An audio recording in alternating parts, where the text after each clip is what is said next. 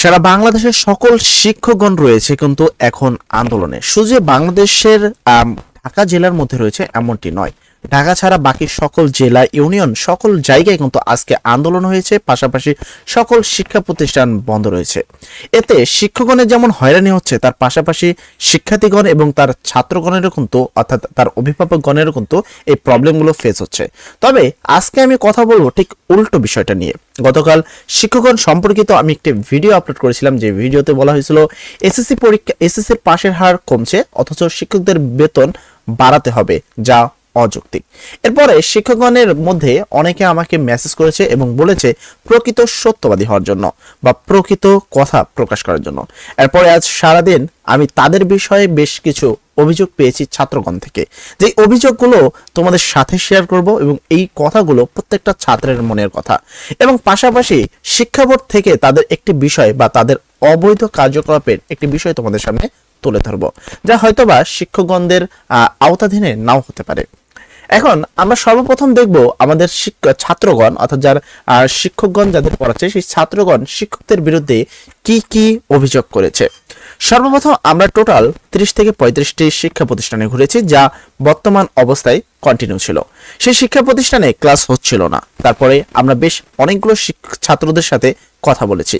তাদের মধ্যে বেশ কমন কিছু প্রবলেম আমরা পেয়েছি। তার মধ্যে সর্বপ্রথম নাম্বার সমস্যা ছিল তাদের কাছে প্রাইভেট না পড়লে আমাদেরকে ফেল করে দেয়। এই সমস্যাটা আমরা ম্যাক্সিমাম শিক্ষা প্রতিষ্ঠানে পেয়েছি। অর্থাৎ বিষয়টা অনেকটা এরকম যে আমাদের যে শিক্ষকগণ রয়েছে যারা বর্তমান আন্দোলনরত রয়েছে, এই শিক্ষকগণরা তাদের কাছে বিশেষ করে যে টাফ যে সাবজেক্ট থাকে, গণিত, ফিজিক্স, কেমিস্ট্রি বা তোমার যে কমার্সের যে সাবজেক্টগুলো, সেই বিষয়গুলো, তো প্রত্যেকটা শিক্ষকগণ নিজেদের একটি প্রাইভেট সেন্টার খুলে রেখেছে এবং তাদের কাছে যদি প্রাইভেট না পড়া হয় সেক্ষেত্রে তাদের সেই ছাত্রগুলোকে ফেল করে দেয়, পাশাপাশি মার্কও কম দেওয়া হয়। এরকম অভিযোগ শিক্ষকগণদের উপরে ছাত্ররা করেছে।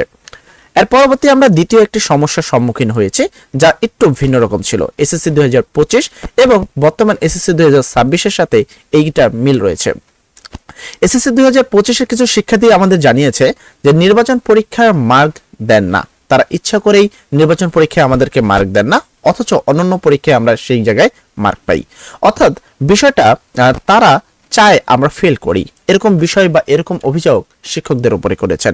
এখানে আমি তোমাদেরকে একটি বিষয় বলে দিতে চাই, নির্বাচনে মার্ক কেন দেন না সেই বিষয়ে আমি যখন তাদেরকে জিজ্ঞাসা করেছি, তারা বলেছে বা কেন তোমাদেরকে ফেল করে দেয়, কেননা তোমাদের ফেল করে কিন্তু শিক্ষকদের তেমন কোনো লাভ নেই।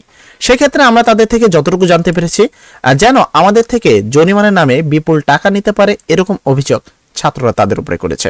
এবার আমি তোমাদেরকে এই বিষয়টা একটু ক্লিয়ার করি।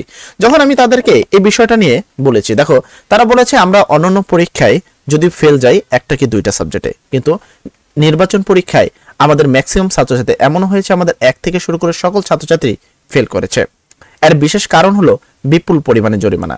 যদিও জরিমানা নেওয়ার সময় আমাদেরকে বলা হয় পরবর্তীতে সেই জরিমানা ফেরত দেওয়া হবে, কিন্তু সেই জরিমানা আমাদেরকে কখনোই ফেরত দেওয়া হয়নি বা আমরা পাশ করার পর আসার পরেও ফেরত দেওয়া হয়নি। তবে কিছু কিছু শিক্ষা প্রতিষ্ঠানে এই কথার বিপরীত কথা আমরা শুনেছি, যে তাদেরকে টাকা ফেরত দেওয়া হয়েছে এবং অনেক ক্ষেত্রে তাদের থেকে কোনো টাকা নেওয়া হয়নি। তাই এইটা সবার জন্য প্রযোজ্য বলা উচিত নয়।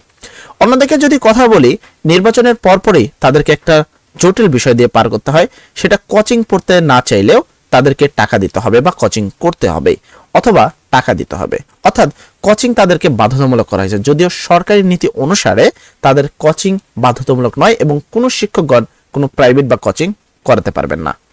এদিক থেকে শিক্ষকগণ বিপুল পরিমাণ টাকা বা বিপুল পরিমাণ অর্থ কিন্তু ছাত্রদের থেকে নিচ্ছে, এরকম অভিযোগই ছাত্রগণ করেছে। অপরদিকে যদি আমি কথা বলি, যা পরে ফেরত দেওয়ার কথা থাকলেও আমাদেরকে দেওয়া হয়নি, এটা এসএসসি 2025 কিছু ছাত্রছাত্রী আমাদেরকে এই কমপ্লেনটা করেছে। এসএসসি 2025 যে ছাত্রগণ রয়েছে তারা বলেছে যে তাদের থেকে বিপুল পরিমাণ, অর্থাৎ প্রতি জনের থেকে টোটাল 5000 টাকা করে নেওয়া হয়েছে। অর্থাৎ 3000 টাকা সেশনের জন্য নেওয়া হয়েছে, 1000 টাকা জরিমানা এবং 1000 টাকা নেওয়া হয়েছে কোচিং বাবদ। অথচ কোচিং এর ক্লাস ভালোভাবে হয়নি বা ক্লাস সঠিকভাবে হয়নি।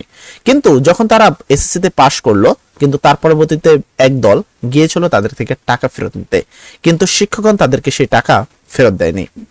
এর পরবর্তীতে আরেকটা বিষয় তাদের বা একটা চামচকুক একটা বিষয় জানা গিয়েছে, শিক্ষকদের নিয়মে অঙ্ক না করলে আমাদেরকে মার্ক দেন না বা সঠিক হওয়ার পরও তাদেরকে মারতে হয় না। এই কমপ্লেনটা আমি অনেক জায়গায় পেয়েছি। এই কমপ্লেনটা এরকম ছিল যে আমরা জানি যে আমাদের যে কঠিন যে সাবজেক্টগুলো রয়েছে, যেমন অঙ্ক সাবজেক্ট, পদার্থবিজ্ঞান, রসায়ন, ফিন্যান্স, ব্যাংকিং, তো এই সাবজেক্টগুলোতে বিভিন্নভাবে অঙ্ক করা যেতে পারে। তবে শিক্ষকগণ যে নিয়মে অঙ্ক করেন, যদি সেই নিয়মের একটু ব্যতিক্রম হয় সেক্ষেত্রে মার্ক দেওয়া হয় না, যদিও অঙ্ক সঠিক থাকে। যদি শিক্ষকগণদের বলা হয় যে ভুল কোথায় রয়েছে, সেক্ষেত্রে তারা তার সাথে অন্যরকম একটু ব্যবহার করে, যা রাব ব্যবহার বলে আমরা বলতে পারি। এ বিষয়ে আমি আরো একটু বিশ্লেষণ করার সময় আমি জানতে পারলাম যে তাদের এই অবৈধ কার্যকলাপ থেকে বিরত থাকার জন্য সংশ্লিষ্ট সকল শিক্ষক কর্মচারীদেরকে পূর্বেও নোটিশ দেওয়া হয়েছিল, যে নোটিশে তাদের যে এই ধরনের যে কার্যক্রম সেগুলো থেকে বিরত থাকা হয়েছে। এবং আমি তোমাদেরকে আরো একটু বলে দিতে চাই, এই বিষয়ে যখন আমি আরো একটু অ্যানালাইসিস বা বিশ্লেষণ করছিলাম, তখন আমি তাদের থেকে আরো একটি বিষয় জানতে পারলাম।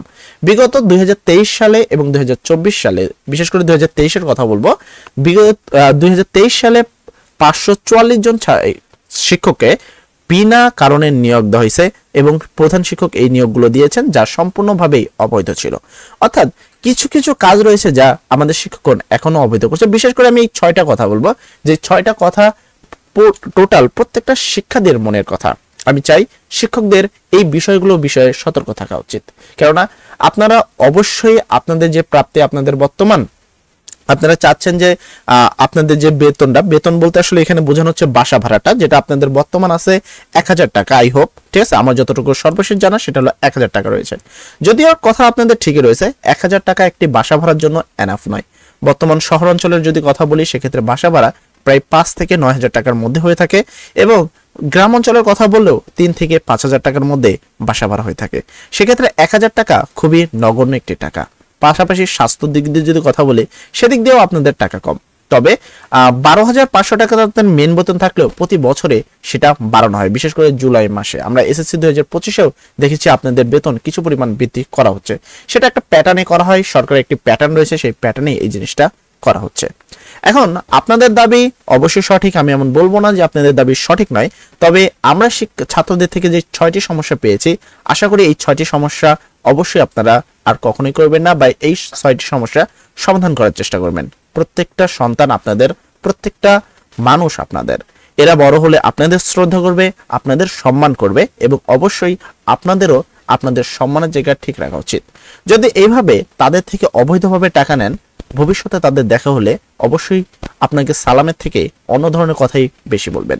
যাই হোক, এই ভিডিওটা করার মেন যে উদ্দেশ্যটা ছিল সেটা হলো, আমরা চাচ্ছিলাম যে আমাদের ছাত্রদের যে সমস্যাগুলো, যেহেতু বর্তমান শিক্ষকদের বেতনের বিষয়ে একটা উত্তাল পরিবেশ রয়েছে, এই পরিবেশে আমাদের ছাত্রদের যে সমস্যাগুলো রয়েছে সেই সমস্যাগুলো যেন সমাধান হয়ে যায়। পাশাপাশি আপনাদের বেতনটাও বৃদ্ধি পাক। আমরা চাই আপনাদের বৃদ্ধি, অবশ্যই বেতন পাওয়া উচিত, কারণ আপনাদের বেতন খুবই নগণ্য রয়েছে, যেটা আসলেই দুঃখজনক। তবে এই সমস্যাগুলোর কথাও একটু ভেবে দেখবেন, যেন আমাদের প্রত্যেকটা ছাত্রছাত্রীরা আপনাদের সম্মান করে, আপনাদের ভালোবাসে, আপনাদের পাশে থাকে। সবাই ভালো থাকবেন, সবার জন্য দোয়া করি। আসসালামু আলাইকুম।